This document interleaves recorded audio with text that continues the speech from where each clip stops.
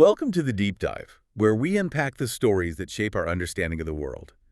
Today, we're inviting you into a truly timeless narrative.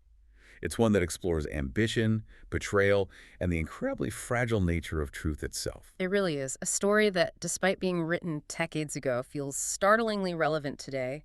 It offers such profound insights into power dynamics and human nature. Absolutely. Our deep dive today is into George Orwell's powerful allegory, Animal Farm. That's right. We've pulled from detailed chapter summaries, character analyses, really trying to give you a comprehensive look. The aim is to distill the most, impactful nuggets of knowledge from it all. And that's our mission here, to navigate the evolution of Animal Farm.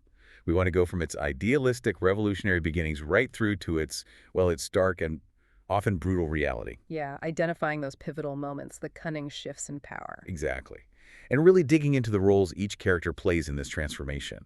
The goal is to help you quickly become well-informed on this essential work. And maybe spark some real aha moments about how easily ideals can be corrupted, how power dynamics actually unfold. Okay, so let's set the stage. It all begins with Old Major, right? This wise old boar. Right. He gathers all the animals together for this rousing speech. He points out their misery, essentially, that animals know no happiness, that all their hard work just benefits man. And he predicts a future revolution, doesn't he?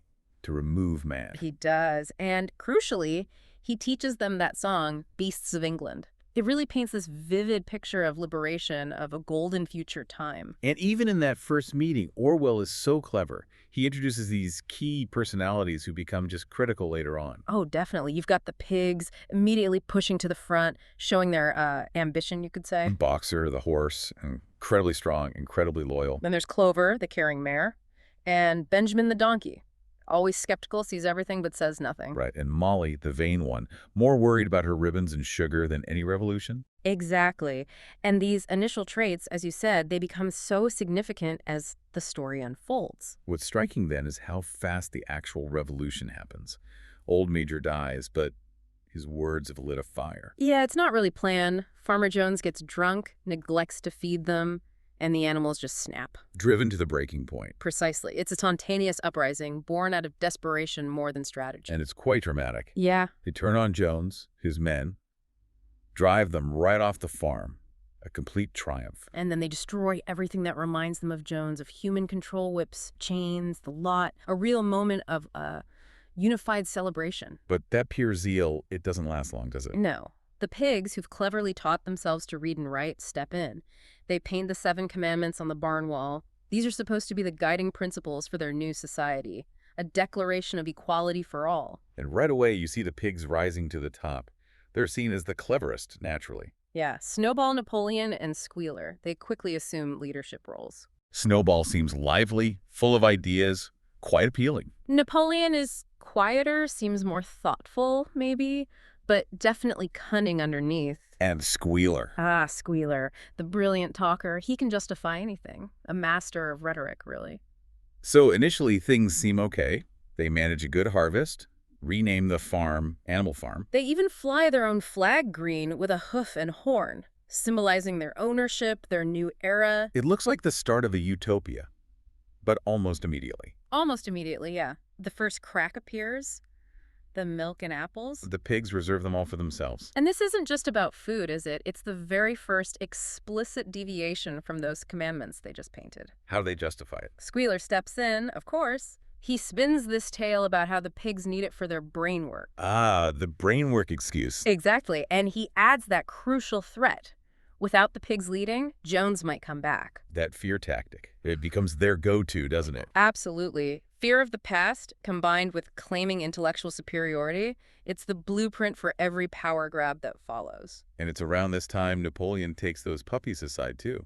Very subtle, very chilling. Yes, rearing them himself. You just know that's going to be important later. Bit of foreshadowing there. So while the animals are working hard, news of the rebellion gets out. Pigeons spread the word. Right, which worries the neighboring farmers, Mr. Pilkington of Foxwood and Mr. Frederick of Pinchfield. They're scared it'll spread to their own animals. So they team up with Jones to try and take the farm back. Which leads to the Battle of the Cowshed, a really key moment. The animals fight bravely, united. Snowball and Boxer are particularly heroic, I remember. They are. They manage to drive the humans off again. A big victory. But even in victory, Orwell shows us these subtle divisions creeping in. The medals. Yeah. Animal hero, first class for Snowball and Boxer, second class for a sheep who died. It's ironic, isn't it? In a society aiming for total equality, they're already creating hierarchies. A class system. Exactly. And speaking of those who don't quite fit, Molly disappears around this time. Right, the vain horse. She couldn't live without her sugar lumps and ribbons. She represents those who prioritize personal comfort over the collective struggle, I suppose. She just slips away. But the main conflict brewing is internal, between Snowball and Napoleon. Definitely. Especially over Snowball's big idea. The windmill. To generate electricity, make life easier for everyone. Sounds like progress. It does. But Napoleon opposes it. Strategically, though. He doesn't argue logically against it. What does he do? He trains the sheep, gets them to interrupt Snowball constantly by bleating, 4 legs good, 2 legs bad. Over and over. Disrupting the debate. Silencing the opposition through noise and repetition. Classic tactics. Controlling the narrative, manufacturing distraction. The rivalry between them is intense. You can feel it building. And then comes the coup. The big turning point. It's dramatic. Just as Snowball seems about to win the argument for the windmill, Napoleon makes his move. He unleashes the dogs, those puppies he raised. Now grown into fierce, loyal attack dogs, they chase Snowball right off the farm. It's brutal, quick, absolute. And just like that, Napoleon is in complete control. No more debates. None. And Squealer immediately goes to work. The propaganda machine kicks in. Instantly. He convinces everyone Snowball was a traitor all along, that he wasn't brave in the battle, that he actually stole the windmill idea from Napoleon. Wow. So not just denying the truth, but completely inverting it. Exactly. Gaslighting, rewriting history, making the unbelievable seem plausible through sheer force of rhetoric. It's quite chilling how effective it is. So now, under Napoleon's rule, life gets harder. The animals work like slaves, especially on the windmill. And Boxer, poor Boxer, he just pushes himself harder and harder. That's when his slogans emerge, right? I will work harder. And Napoleon is always right. It's heartbreaking, that blind devotion. It seals his fate, really. Meanwhile, Napoleon makes a big decision trading with humans through Mr. Whymper. A direct violation of their original principles. But again, it's presented as necessary for progress, for the windmill.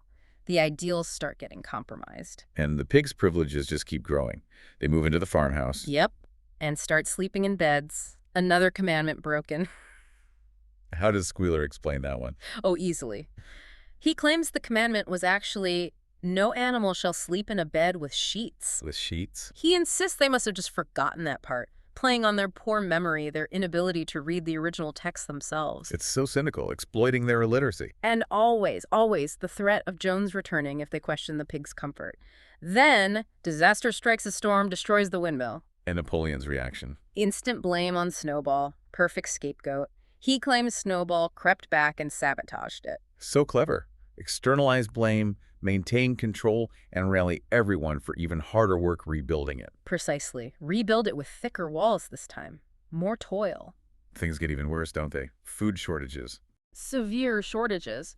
But they have to hide it from the outside world. Whymper is fooled by filling the bins with sand, just topping them with grain. Pure deception. And the hens. They protest giving up their eggs. They do. A small rebellion. But Napoleon's response is ruthless. He cuts off their rations completely, starves them into submission. Several die. It shows the brutality. Dissent is crushed. Utterly. And Napoleon becomes more isolated, rarely seen. Squealer makes all the announcements. And the Snowball accusations continue. Relentlessly. Yeah. Snowball is blamed for everything. Sabotage, plotting with Jones. It escalates. Leading to those terrifying public confessions. Yes. Animals forced to confess to ludicrous crimes, supposedly in league with Snowball. And then they're slaughtered by the dogs, right there in front of everyone. Pigs, hens, goose, sheep. It's mass terror. It is. Designed to crush any spirit of resistance, install absolute fear. And then Beasts of England is banned. The Song of the Revolution. Replaced by poems and songs praising Napoleon, he even starts awarding himself medals. Animal hero, first class and second class. Unbelievable. And another commandment gets quietly changed. The 6th one. No animal shall kill any other animal becomes no animal shall kill any other animal without cause. just adding 2 words to justify a murder. Chilling. So the animals work harder, eat less. While the pigs and dogs always have plenty, the inequality is stark now. Napoleon keeps dealing with the humans too, selling timber. Gets betrayed. Yep. Sells timber to Frederick, who pays with forged banknotes. Then Frederick attacks the farm and blows up the newly rebuilt windmill. Again. It's just a cycle of betrayal and destruction. And Napoleon himself is changing, becoming more like a human dictator. How so? He has a black cockerel walk ahead of him like a trumpeter. A gun is fired on his birthday. He eats from fancy china, even has a pig taste his food for poison. He's become the very thing they rebelled against. Exactly. The revolution has come full circle, but in the worst possible way. So we reach the final stages. Rations cut again. The windmill is being rebuilt for the 3rd time. And Boxer, bless him, is failing, but still pushing himself, hoping to see it finished before he retires. His loyalty is just unwavering. Meanwhile, a schoolhouse is built just for the piglets. Yeah, segregation. They're taught they're superior. Other animals must step aside for them. A new privileged class cemented. And they start brewing beer for the pigs. Selling produce for whiskey for Napoleon. Oh, yes. The farm's resources are now primarily for the pigs' benefit. The original ideals are completely gone. And Moses the Raven returns around now, with his talk of Sugar Candy Mountain. He does. And in their desperation, the starving animals are maybe more willing to listen to his promises of a wonderful afterlife. How do the pigs view him? As dangerous a distraction. But they let him stay. Maybe they see his talk of pie in the sky helps keep the animals compliant with their miserable lives here. Religion as an opiate, perhaps. And then Boxer collapses. The most heartbreaking part. It really is. He's worked himself to death, literally. Napoleon promises to send him to the veterinary hospital in Willingdon. But that's not what happens. No. Benjamin, the cynical old donkey who finally speaks up, reads the side of the van that comes for Boxer. What does it say? Alfred Simmons, horse slaughterer, and glue boiler. Oh, no. They're selling him to the knacker's yard for money to buy whiskey. And Squealer's explanation. Another blatant lie. He claims the van used to belong to the slaughterer, but was bought by the vet, and they just hadn't repainted it yet. He even describes Boxer's supposed peaceful death in hospital, praising Napoleon. It's the ultimate betrayal. Selling their most loyal worker for booze money. It just sums up the whole regime. It truly does. The total exploitation and disposal of the faithful working class. Years pass. Few animals who remember the actual rebellion are left. The farm is maybe more prosperous, but only for the pigs and dogs. The windmill is finished, but it's used for milling corn for profit, not for electricity to make the animals' lives easier. And then Squealer takes the sheep away for a week. Your re-education. And when they return, They're bleeding something new. 4 legs good, 2 legs better. Chilling. And then the pigs appear. Walking on their hind legs, carrying whips. The transformation is complete. They've become men visually. And the commandments? Gone. Wiped off the barn wall. Replaced by one single commandment. All animals are equal. But some are more equal than others. The ultimate perversion of their founding ideal. Absolute power solidified in language. Pigs start wearing clothes. The farm is renamed Manor Farm again. Mm. Back to the beginning. Exactly. And that final image, the other animals looking through the farmhouse window at the pigs, playing cards with the human farmers. And they can't tell the difference. They looked from pig to man, and from man to pig, and from pig to man again, but already it was impossible to say which was which. A devastating conclusion. Wow. So if we pull back and look at the characters as archetypes, it really hits home, doesn't it? Oh, absolutely. That's where you get those aha moments about human nature, about political systems. Boxer. He's the exploited worker, isn't he? Loyal, hardworking, gullible, ultimately betrayed by the very system he serves. Precisely. And Snowball.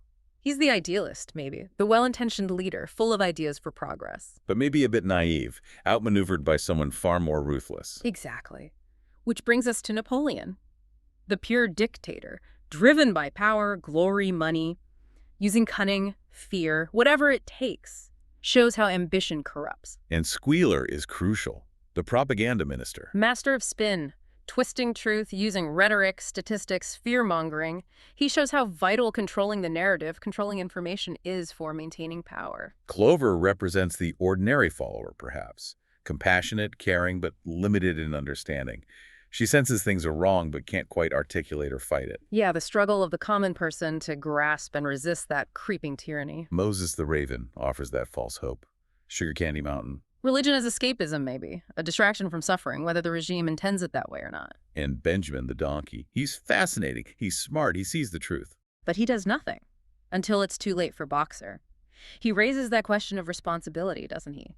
The intellectual who sees but stays silent. The danger of passivity. Understanding these archetypes really does help you see patterns outside the book, in the real world.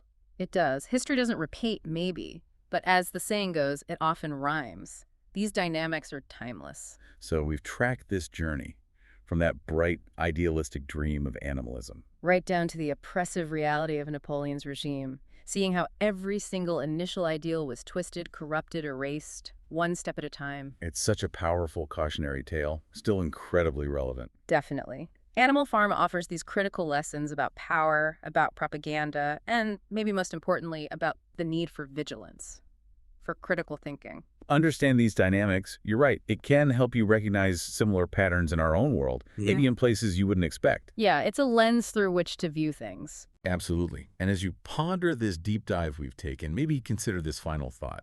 In a world just saturated with information, with competing narratives coming at you constantly, what specific responsibility do you have to critically evaluate what you're told? And how might this story, the story of Animal Farm, inspire you to question assumptions, look past the surface, and really seek out those underlying truths?